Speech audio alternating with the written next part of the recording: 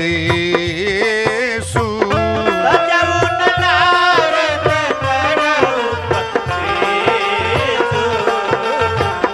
तजऊ नारद कर उपदेशु आप कहो सतबार महेशु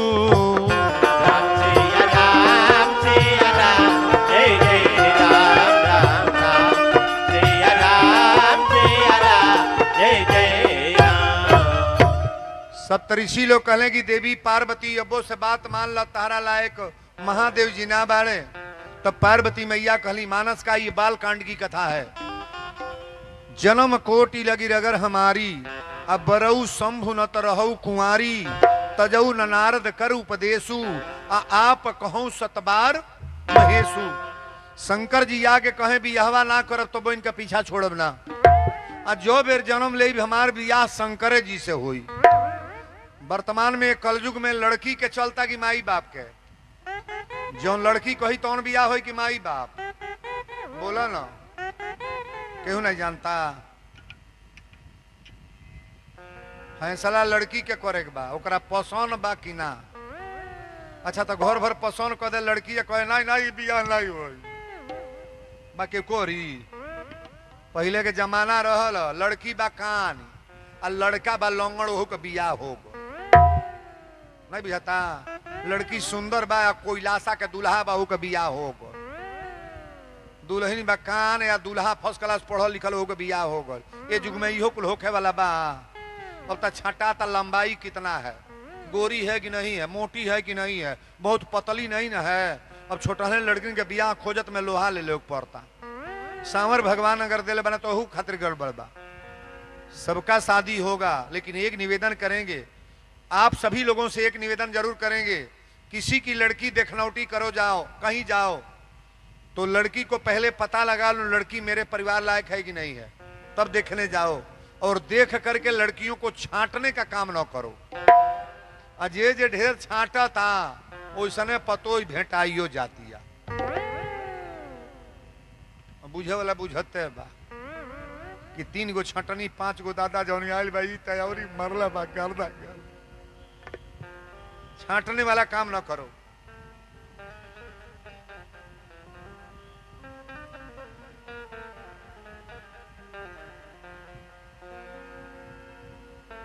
पार्वती मैया कहली कि शादी हमार होई तो शंकर जी से हुई। देवता लोग कहले ना मनबू ना मनबू। ऐसने ऐसने पुरनिया बर खातिर तपस्या कर तो उनका लोग कुछ बा। अरे बूढ़े बर खातिर आई ऐसन बर खातिर झूठे गौरा तप करेलू। बूढ़े बर खातिर बूढ़े बर खातिर झूठे गौरा तप करेलू। बूढ़े बर खातिर झूठे गौरा तप करेलू। बूढ़े बर खातिर रहे के घर बा दुआर नहीं बा। रहे के घर बा दुआर नहीं बा। रहे के घर बा दुआर नहीं बा। भांग छोड़ी दूसर यार नहीं बा। भांग छोड़ी दूसर यार नहीं बा। भांग छोड़ी दूसर यार नहीं बा। बूढ़े बर खातिर ऐसन बर खातिर झूठे गौरा तप करेलू। बूढ़े बर खातिर बूढ़े बर खातिर झूठे गौरा तप करेलू। बूढ़े बर खातिर झूठे गौरा तप करेलू। बूढ़े बर खातिर सप्तऋषि लोग कहले शंकर जी के ना माई ना बाप ना घर ना दुआर कहाँ रहबू। पार्वती मैया कहली कान खोल के सुन ल लोगे। जन्म कोटि लगी रगर हमारी, अब बरऊ शंभु न तरहु कुंवारी, शादी होई तो शंकर जी से होई ना तो कुंवारे रहो। देवता ले जने कहले कि बात मान लो, तहर दिन बहुरहु के लग बीती ना। हरे कैसे कटी आ कैसे कटी, अरे कैसे कटी हो गौरा कैसे कटी, भिखारी संग जिंदगी कैसे कटी। भिखारी संग जिंदगी कैसे कटी। भिखारी संग जिंदगी कैसे कटी। कैसे कटी कैसे कटी कैसे कटी हो गौरा कैसे कटी। भिखारी संग जिंदगी कैसे कटी। भिखारी संग जिंदगी कैसे कटी। मुहवा में दांत नहीं बड़ा बूढ़ भइले। मुहवा में दांत नहीं बड़ा बूढ़ा भइले। मुहवा में दांत नहीं बड़ा बूढ़ा भइले। तोहरा लायक के दुल्हा जटाधारी न रहले परले दुल्हा जटाधारी न रहले परले दुल्हा जटाधारी न रहले कैसे कटी अरे कैसे कटी हो गौरा कैसे मदारी संग जिंदगी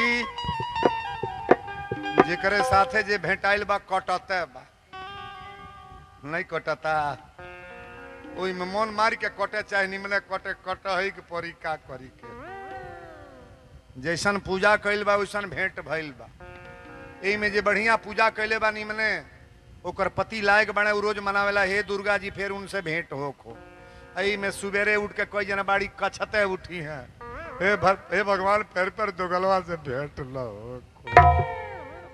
अब जैसन कइल बा बात बा हमरी तोहरे बतियोले मान के ना बा हुई है न वही जो राम रची अब जो आप किए हो भेंट है सप्तऋषि लोग लौट के इले भोलेनाथ से कहले सरकार बियाह ना कटल टांगियों से कटले कटी ना शंकर जी कहले तरह मनाई नहीं लड़की के माई बाप के लग जा लोग अब जो नारद जी चलल बड़े सब लोग गईले माता मैना कहली बाबा बड़ा सुबेरे सुबेरे कौना जगह से नारद जी कहली रउरा बेटी के बियाह तय हो गए मैना कहली कौने जगह अत कैलाश पर्वत पर मकान बा कहली घर कौने चीज के ह नारद जी कहले 5 मंजिला कोठी बा 5 गो घर बा शंकर जी के कहीं घर बा चापत अड़े अच्छा तब बियाहे में तनी झूठ साँच बोले के चाही कि ना बिना झूठ साँच बोलले बियाह होला ना आ जेकर बियाह देखी बियाह कोनो लड़की के लड़का के करवौले के फेर में रही कभी काटने का व्यवस्था मत बनाओ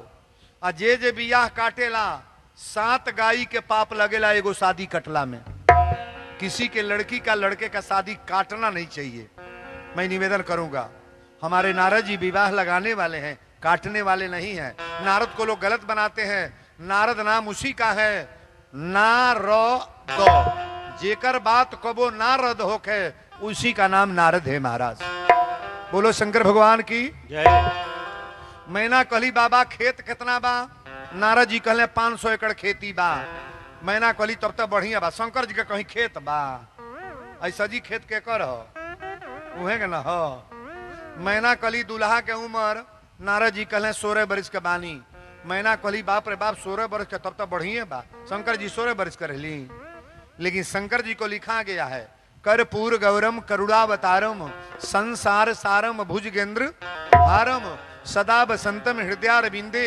अभवम भवानी सहितम नमामि शंकर जी को लिखा गया है सत्यम शिवम सुंदरम मैना कली बाबा जब रौरा पसंद बड़ा तो तिलक बरछा चल जा रामचरितमानस में कहीं तिलक बरछा नहीं है लेकिन लौकिक परलौकिक शिवपुराण में कुछ मैटर आया है शंकर जी के तिलक लेकर पंडित जी ठाकुर चलल बालो श्मशान घाट पर 100 गो लाश जरता कैलाश पर्वत के बगल में श्मशान घाट बा 100 गो लाश जरता नौआ कल से बाबा तिलक कहाँ चलता पंडित जी कहले देखू है मरकरी जरता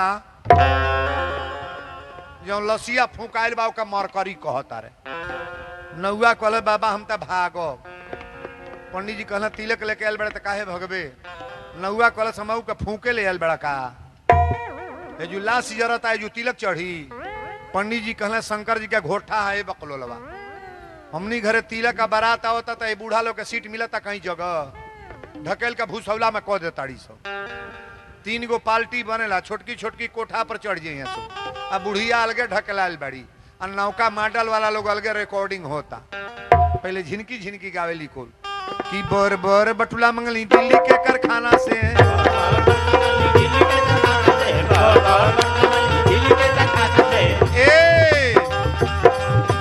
बड़ बड़ बटुला मंगली दिल्ली के कारखाना से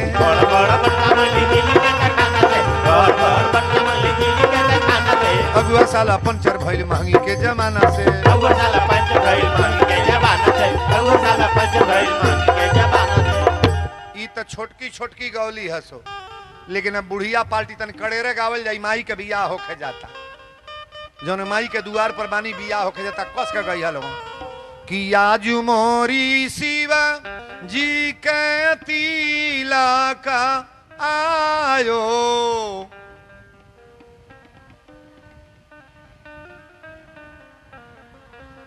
पंचुफा जे लोगन मत रो जाओ मत तोरे कावल बजाव यही तरह गावा लागी अब हेतने पर गाओ तड़े लोगन ए पंडलवे में रह जाता बोलो कस के छाप के कि आजू मोरी शिवा जी के तिलक आयो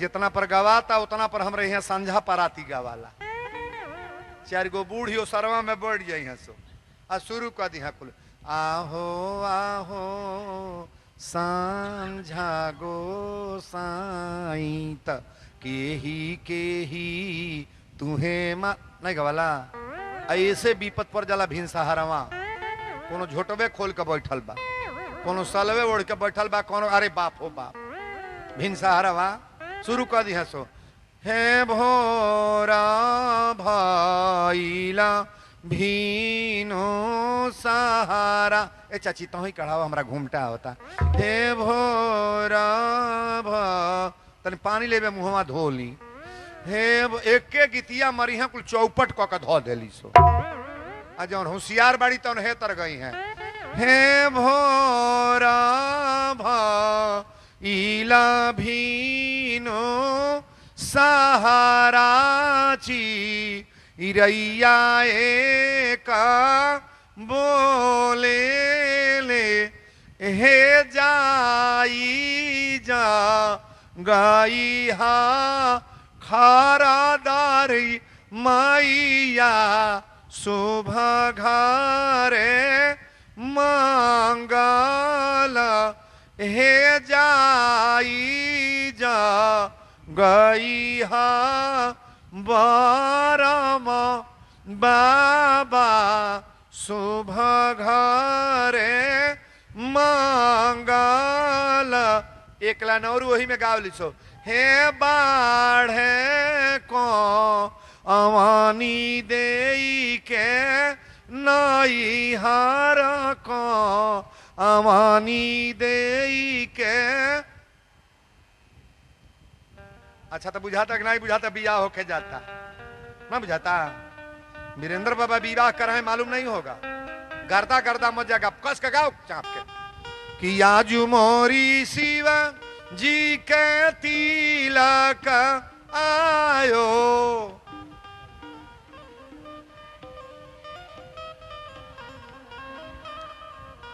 अंगना में बाजेला बधाई रे माई कुछ बरनी ना जाई आंगा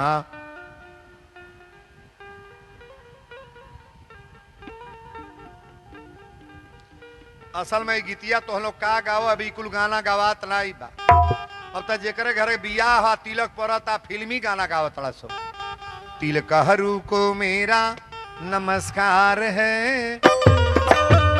आंगन में तेरा इंतजार है तिलक हरू को मेरा नमस्कार है आंगन में तेरा इंतजार है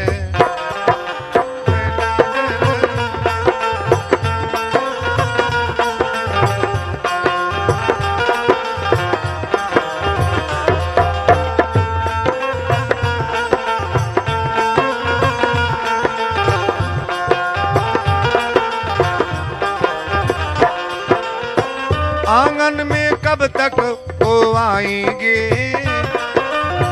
देरी होगा तिलक कब चढ़ाएंगे आंगन में कब तक वो आएंगे देरी होगा तिलक कब चढ़ाएंगे दूल्हे से उनका बड़ा प्यार है दूल्हे से उनका बड़ा प्यार है आंगन में तेरा इंतजार है बोलो शंकर भगवान की ये आप लोगों को केवल मनोरंजन के लिए 2 लाइन दिया गया है अब हमारे विद्वान लोग बताएंगे कि ऐसा दमाद बनल जेकर मौर को वो उतरल ना कपार पर मौर चढ़ला ना मौर धरल लगे ना कौन ऐसे देवता हैं जिनका मौर कभी उतरा नहीं? राम जी के मौर उतर गया कि नहीं? उतर गया। कन्हैया जी का मौर उतर गया कि नहीं? उतर गया। विष्णु भगवान के मौर उतरल कि ना? उतर गई। लेकिन आप बताइएगा यहाँ जितने विद्वान हैं, शंकर जी का मौर कभी उतरा है? फूले पति का मौर नाई है। तुलसी बाबा मानस की चौपाई लिख रहे हैं, शिव ही शंभु गण करही सिंगारा, शिव ही शंभु गण करही सिंगारा, शिव ही शंभु गण करही सिंगारा, जटा मुकुट यही मोर समारा। सिया राम जय जय राम राम राम, सिया राम जय जय राम। बोल दी शंकर भगवान की जय। शिव ही शंभु गण करही सिंगारा, और जटा मुकुट यही मोर समारा। शंकर जी का श्रृंगार करने वाले लोग शंकर जी के गण हैं। गौर से सुनिएगा, शंकर जी के गण श्रृंगार कर रहे हैं, शंकर जी के सजावट कर रहे हैं। बाबा लिख रहे हैं कि शिव ही शंभु गण करही सिंगारा, आ जटा मुकुट यही माने सांप। शंकर जी के जटा बटले बा, आ अही माने सांप होला। दोनों लपेट के मौर बनल। ई मौर कब उतरल बा? अब शंकर जी दुल्हा बना तनी तुलसी बाबा लिखली, कर त्रिशूली आरूढ़ मरु बीरा जा, कर त्रिशूल आरूढ़ मरु बिराजा, कर त्रिशूल आरूढ़ मरु बिराजा, चलही बस चढ़ी बाजही बाजा। सिया राम जय जय राम राम राम, सिया राम जय जय राम। बोल दी शंकर भगवान की जय। हमारी बेटियां बहन थोड़ा गौर करेंगे बाबू लो। कर त्रिशूल यरु डमरू बिराजा, अचलही बसह चढ़ी बाजही बाजा। कौने सवारी पर दुल्हा बनली भोलेनाथ? मारुति में, बोलोरो में चढ़ले। बसहा बैल। एक बात गौर करी, इन बच्चों को थोड़ा डांटिएगा बीच में। इन बच्चों को डांटो भाई, बच्चों को डांट लीजिए। बैठो कायदे से, बैठ जाओ। बोलो शंकर भगवान की। हाथ में त्रिशूल डमरू लेहली, बाघंबर लपेट के, काने में बिछी के बैला, गोटई में सांप के माला। अब बसहा बैल पर चढ़ के जब दूल्हा बनले तो बैल चलता है आगे पड़े, दूल्हा बैठा तड़े पीछे पड़े। शंकर जी आगे पड़े बैठने की पीछे पड़े, पीछे पड़े। अच्छा तो जानवर के सवारी आगे पड़े कल जरा की पीछे पड़े। हमारे भोलेनाथ पीछे पड़े बैठ रहे हैं। शंकर जी के परिवार में जानवर सवारी हैं, आकी है बोलोरो, मार्शल या मारुति। पूरे परिवार की बात बोल रहा हूं। जानवर शंकर जी के सवारी कौन है? बसहा बैल। और शंकर जी की औरत का नाम दुर्गा है। दुर्गा जी के सवारी का है? बोली ना, दुर्गा जी के सवारी बाघ। अच्छा तो बाघ या बैल एक के लग रहे तो मर्डर होई कि ना? ना होई, नहीं होगा। शंकर जी के सवारी बसहा बैल और दुर्गा जी की सवारी बाघ। बाघ और बैल एक के लग रहे तो एक्सीडेंट होगा कि नहीं होगा? तुरंत लड़ाई। ध्यान दीजिएगा। शंकर जी के एगो बेटा मरे जेकर नाम गणेश है। गणेश जी के सवारी मूस, चूहा। गणेश जी के सवारी मूस और शंकर जी के गटई में सांप। अच्छा तो सांप या मूस से के लग रहे तो मर्डर होई कि ना? नहीं होई, नहीं होई, होई कि ना? होई। शंकर जी के एक बेटा और माने जेकर नाम कार्तिकेय है। कार्तिकेय की सवारी मोर। कार्तिकेय की सवारी मोर और शंकर जी के गले में सांप। सांप मोर एक पास होता खतरा है कि नहीं है? लेकिन इतना खतरा हूं बना कबो झगड़ा भइल बा। हमनी घरे रोटी भात चावल अचार खाइल जाता तबो लटा कूटन होत। अच्छा चटनी रोटी बनल बा और देवरान जेठान खैली जा, प्रेम से सुतल बनी जा, ऊ निक बा आ कि पूड़ी पुलाव मशरूम पनीर पापड़ छनाइल बा आ सांझी का लाटा कूटन हो गो सजी फेंकाता निमन कौन बा पुड़िया पुलौआ की चटनिया नहीं बोलो चटनिया रोटी खाई जा लेकिन घर में शांति हो शांति कितनो बढ़ो बीजन बन जा जौने घर में कलह बा खाए के मन ना करी। हमारे भोलेनाथ का परिवार ऐसा है बाबा लिखे हैं कि जहां सुमति तहां संपत नाना और जहां कुमति तहां विपत। परिवार में हमारे भोलेनाथ की सुमत है महाराज अपने परिवार में सुमत रखना चाहिए। कथा को बड़ा गौर से सुनिएगा आगे। अब ये जो शंकर जी दूल्हा बन के जब चढ़ल है तो ब्रह्मा जी कहली पहले सवारी बदल दी। शंकर जी कहले काहे बदल दी सवारी काहे बदल दी कहले बुढ़वा बैल लेके जाई ससुरारी है जाई ससुरारी। शंकर जी कहले हमरा भाग में यह बा यह हमार सवारी है तो जाई ना। 4 गो बेटा बना एगो लंगड़ बा अब बड़का भाई के बियाह बा तो लंगड़ा नहीं जाई हो नहीं भी हम जाई बोले लंगड़ी खींचते जा ना जाई। 4 गो भाई बड़े एगो फलिसाहबा हाथे के है तर चलता है तरह अब बड़का के बियाह पर तो नहीं जाई फलिसाहबा। 4 गो भाई बड़े एगो आन्हर बाटो चलता अब बड़का के बियाह पर तो ना जाई मझिला भले बाही पकड़ के लोग टैक्सी में चढ़ावे वो बराते जाई। शंकर जी कहले जे अपन बाऊ है नीक बा यहाँ जितने लोग हैं समझा दे हम जो अपना है वही अच्छा है। एगो चौपाई लिख लेगी कर त्रिशूल अरुडमरु विराजा चलही बसह चढ़ी बाजा ही बाजा जस दुल्लह तस बनी बराता आ कौतुक विविध होई मग जाता। कौतुक मतलब कोनो का हथवे ना कोनो को गोड़वे ना कोनो के पीठी पर कुबर बा कोनो के पेटे पर आंख बा। ए दादा सजी बारात एक से एक VIP है। शंकर जी के बारात ससुरारी में पहुंचल बा तनी हमरा और ताको। अच्छा तो बारात ही आवेला तो पहले के देखे जाला सियान जनक लइका भाई जितना भुरभुटी हवा बड़ा यह दौड़े सो। शंकर जी का बारात जब आई तो 500 लइका दौड़ल बड़ा सो आ जितना तेज दौड़ल गए 3 गुना वना से भागल बड़ा आ जौन भागता हड़ा खड़ा केवाड़ी बंद करता घर में। एगो माई कलश काहे केवड़िया बंद करता है बारात आवता द्वार पूजा देखल जाई तो लइकवा कलश केवाड़ी बंद कर रजाई ओढ़ा दे हमरे मुंह पर। महतरिया कलश का देखले हो आ तो बाप रे बाप बारात आवते कि जमराज के सेना आवता।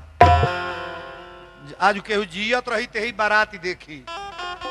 महतरिया कलश का देखले हो लइकवा कलश सबके घरे बारात आवेला तो दूल्हा घोड़ा पर हाथी पर पालकी में बैठ के आवेले आ उ दूल्हा चढ़ल बा बैले पर सबके घरे सूट पुट पहिर के आवेले उ दूल्हा उघारे ओई तर बैठल बा हे तर हिलता। एगो लइका कमाई कहली ते का देखले हो आ त लोग कोतरा भूतहवा पेड़ बा 15 गो भूत ओई तर दौड़ा तड़े सो। लोग कहले गोहुवन सांप हे पेड़े तर बा 50 गो गोहुवन है तर फोई फोई कर तड़े सो। एगो लइका अपना माई से कहलस आरी दुल्हा के रूप देखी छौले बाबी पतिया आ माई रे हम ना जाई माई रे हम ना जाई गांव भर के अइली मऊतिया माई रे हम ना जाई गाँव भर के अइली मऊतिया माई रे हम ना जाई गाँव भर के अइली मऊतिया माई रे हम ना जाई।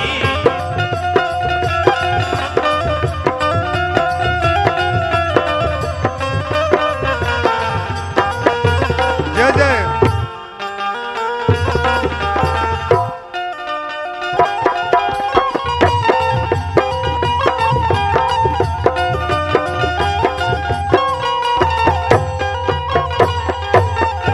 जस दूल्हा तस बनी बराता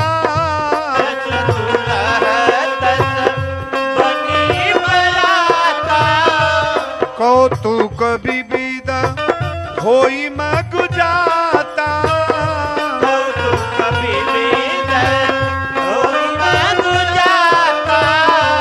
दूल्हा के रूप जैसे आवता या फतिया माई रे हम ना जाई।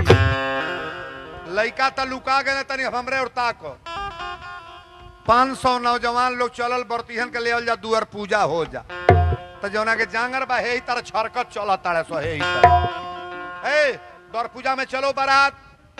शंकर जी के बियाहवा में सबसे अगवा एगो रहल तुलसी बाबा लिखले बनी कि कोई मुखहीन विपुल को काहू, कोनो के 10 मुड़ी बा कोनो के हेपर से मुड़िए ना, तो जौने के मुड़िया नहीं रहे उहे अगवा रहल, हेपर से जौने के गोटैया ना रहे।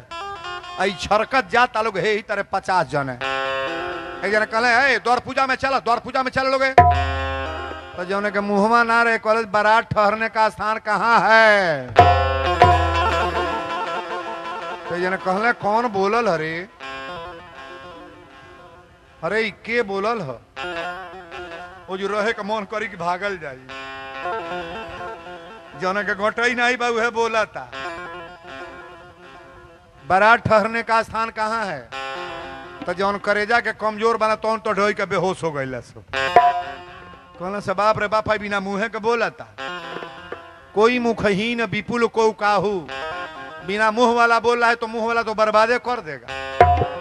तो जवन का भागल बरसो जे भागता फेर आवत ना बा, जे भागता वही गईले जो है श्री सीतारा फाटक बन के लुकाइए जाता रहे।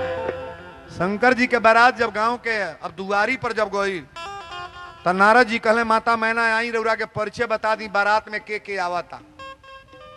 बारात में सबसे आगे ब्रह्मा जी रहले। मैना कहली ये 3 मुड़ी वाला हमार दामाद हम। नारद जी कहले दामाद नहीं हमें नौकर हम।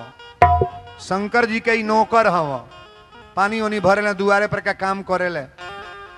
मैना कहली बाप रे जब नौकर चाकर इतना निमन बना तो दूल्हा तो चैंपियन होइबे करी। दूसरा नंबर पर विष्णु भगवान रहले।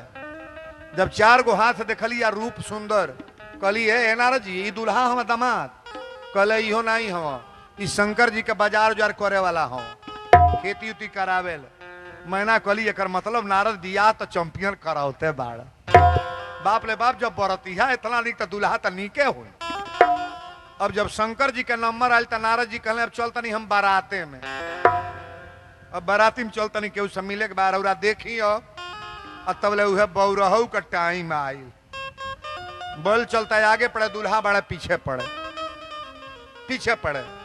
मैना जब अगवा बढ़ली तो लोटवा के पनिया ले ले बाड़ी थाली में। हाँ मैना सुबह आरती संवारी, गाँव ही गीत सुमंगल नारी, आरती लेके सजा के गली तो ले टॉप दे लोटा का पानी गिर गई। शंकर जी के गण लोग कहले पनिया और सासु गिरा दिली, हौ देखला फेंक दिली। शंकर जी कहले हमार सासु पानी नहीं फेंकली है, हमार सासु ई सोचतड़ी हमारे दमादे के जब जटे से गंगा जी गरगर गरगर गिरतड़ी तो 1 लोटा पानी लेके का लबर लबर करी। देवता लोग कहले अबे पते चल जाला का होत। ससुरारी के बुराई केहू बतियावेला तो 2 मिनट के बाद दिए बुता गए। शंकर जी के गण लोग कहले दीपक जब बुता गए, हौ देखी। शंकर जी कहले दीपक नहीं बुता है, हमार सासु ई सोचतड़ी जब हमरे दमादे के लीलरे पर चंद्रमा चमकता चौम चौम तो हेती मुख दिया बार का भुकुर भुकुर का देखाई। पार्वती के सौखी लोग कहल बड़ा बेले का पतई चढ़ौले बाड़ू। बौरहू के का चढ़ेला पपीता का पतई। 3 गो पत्ता के में होला, 5 गो पतई बरहो महीना चढ़ाओ। शंकर जी का पूजा अगर करना है ना 5 पत्ता चढ़ाओ, अब बेल का पत्ता पर राम राम लिख करके चढ़ाओ। अगर मनोकामना न पूर्ण हो जाए तो कहना वीरेंद्र बाबा आप कथा में भूल कर भूल गए, हमारे भोलेनाथ दानी है। और 5 पतई बेल का रोज जल दिया तक ना है तक के शंकर जी के ले आके पत्थर अपने दुआरों पर धो सकल जाला, नहीं बुझाता। अब 5 गो बेल का पतई पर राम राम लिख करके जल चढ़ाओ। और जो भी मनौती मांगना है भोलेनाथ से मांगो और दिल खोल करके मांगो, देखो तुम्हारा साल भर में पूरा होता है कि नहीं होता है। ताली बजाओ बढ़िया रे।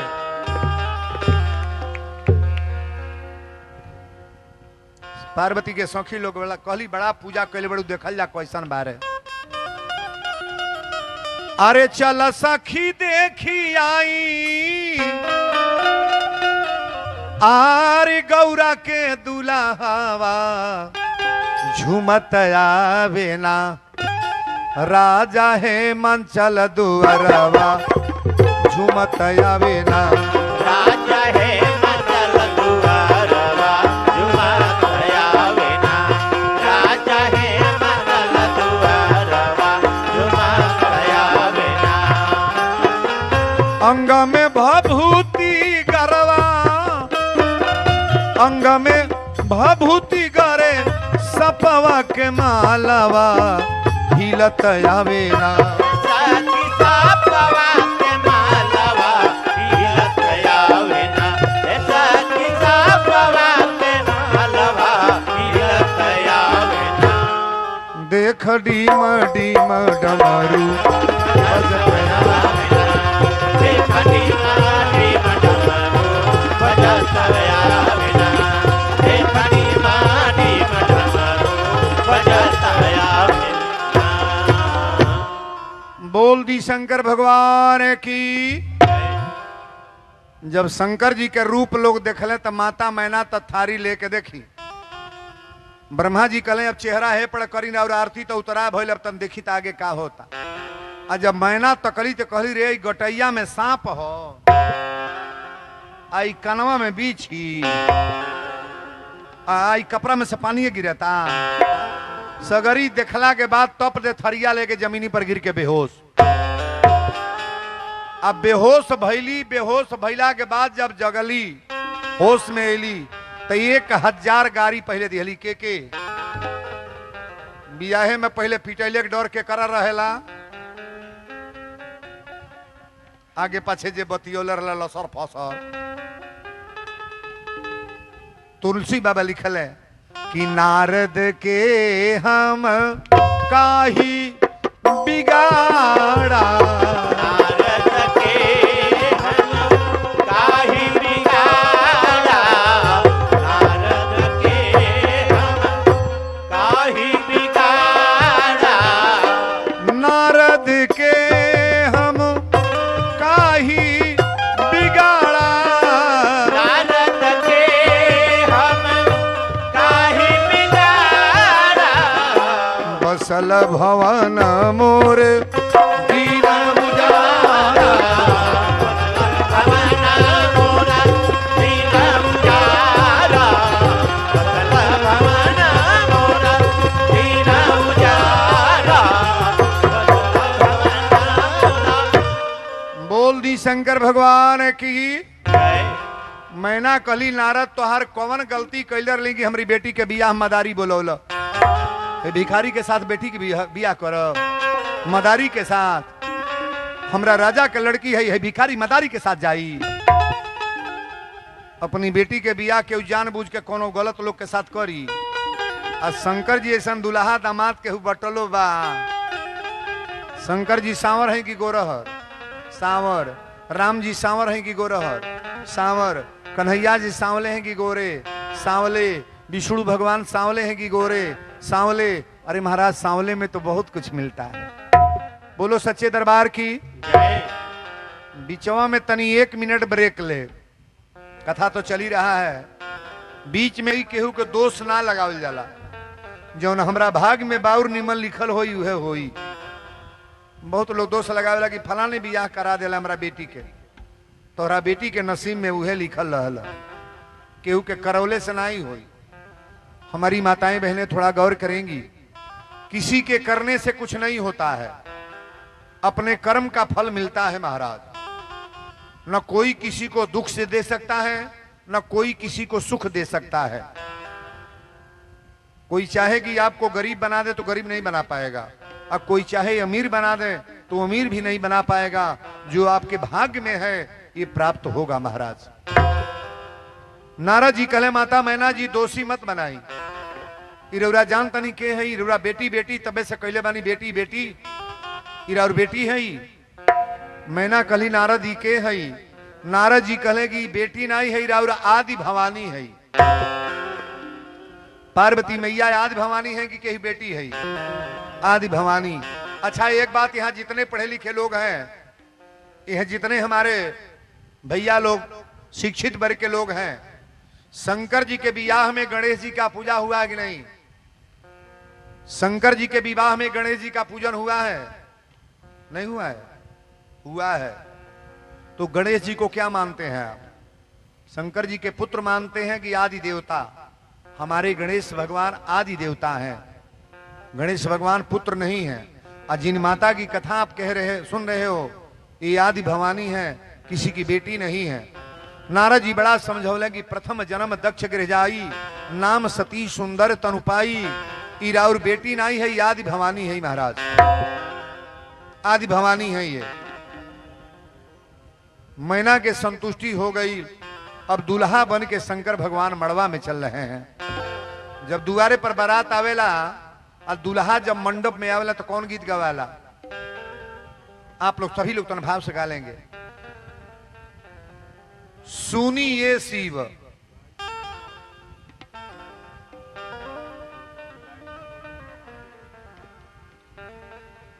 शंकर जी जब मंडप में प्रवेश कर रहे हैं, सुनिए शिवा शिवा के दोहाय।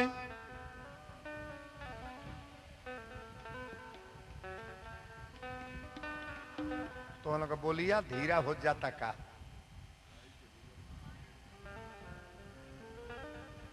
माइक लगी तो इतना माइक कहां से दी आई है? सुनिए शिवा शिवा के दोहाय।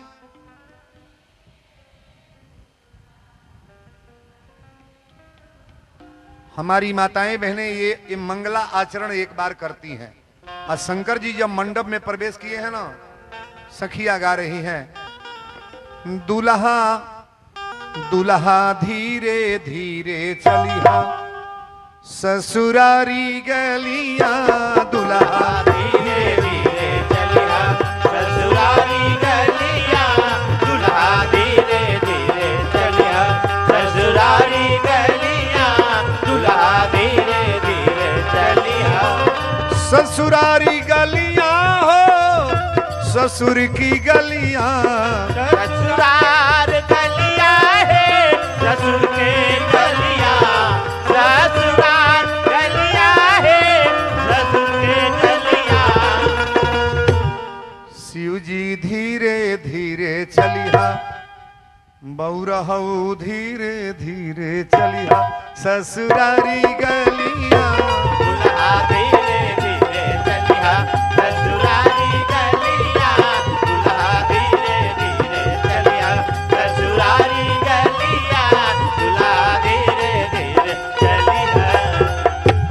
मंडप में हमारे शंकर भगवान दूल्हा बन के आसीन हो रहे हैं, बैठ रहे हैं। अब अच्छा, शंकर जी के विवाह के पंडित के बनल बा? ब्रह्मा जी बन रहे हैं।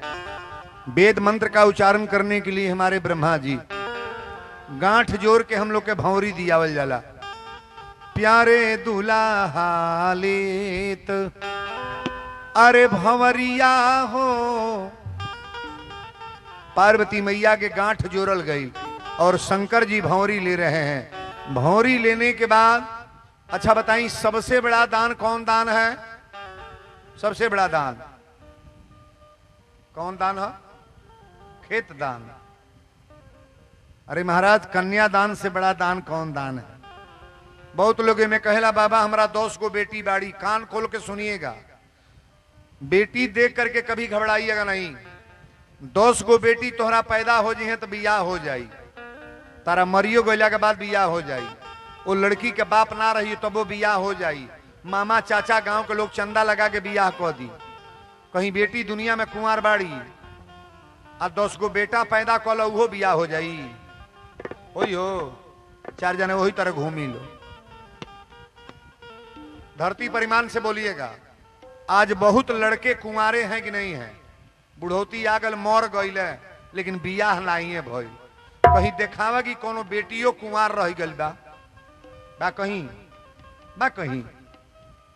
बेटी देख करके घबराना नहीं चाहिए। आज जेकरा एगो बेटी नहीं बा, निवेदन हम करम माई दुर्गा से कि एक लड़की उनके घर में भी पैदा हो। लड़का एक एक एक परिवार को देखता है महाराज। और बेटी दो दो परिवार का। ये जो माई बाप के सेवा, भौजाई के सेवा, भाई के सेवा, और ससुराल में जाने के बाद देवर सास जो भी परिवार के ससुर और अपने हस्बैंड को जो ख्याति देती हैं, नारियों को तो दो दो परिवार देखना होता है महाराज। बड़ी सुंदर भाव है। आखिरी लाइन में बोल रहा हूं, लड़की को देख करके कभी घबराओ नहीं। अगर 2 3 4 बेटी पैदा हो जाओ, उसके भाग में जो होगा सो हो जाएगा। बहुत गरीब परिवार में लड़कियां पैदा हो रही हैं, शादी नहीं हो रहा है, हो जा रहा है, और अच्छी शादी हो जा रही है महाराज। और बड़े अच्छे परिवार में लड़का पैदा है, उसका शादी नहीं हो पा रहा है। धनाट है, रुपया पैसा खेत पारी वाला। लड़कियों की शादी हो जाएगी, लेकिन बच्चों की शादी नहीं। लड़कियों से कभी तराना ना।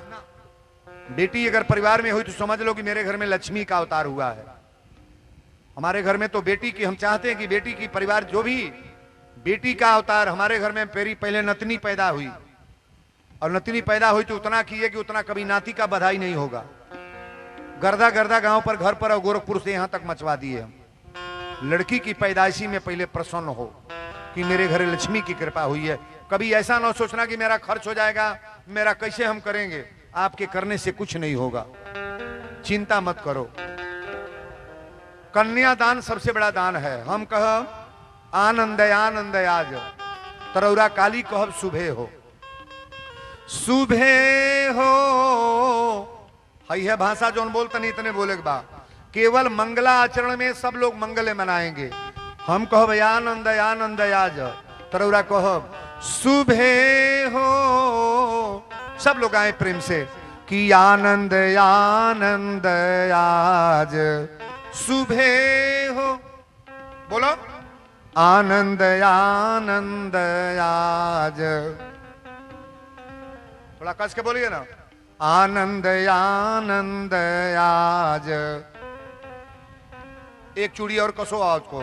आनंद आनंद आज, भैया लोग ही बोलेंगे सब लोग कि आनंद आनंद आज।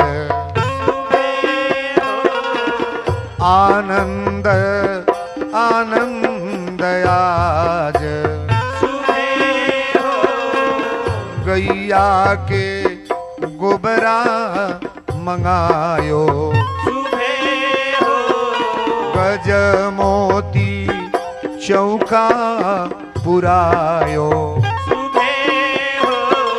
जगमग दियना जरायो।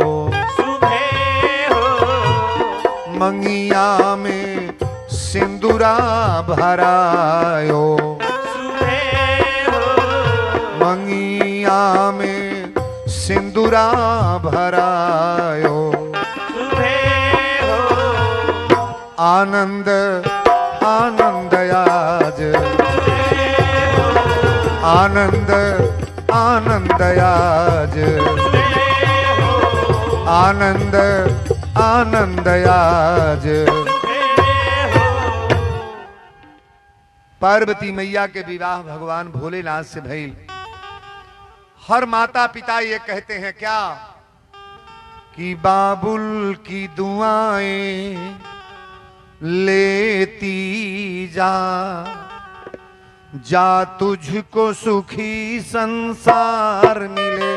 बाबुल की दुआएं लेती जा, जा तुझको सुखी संसार मिले।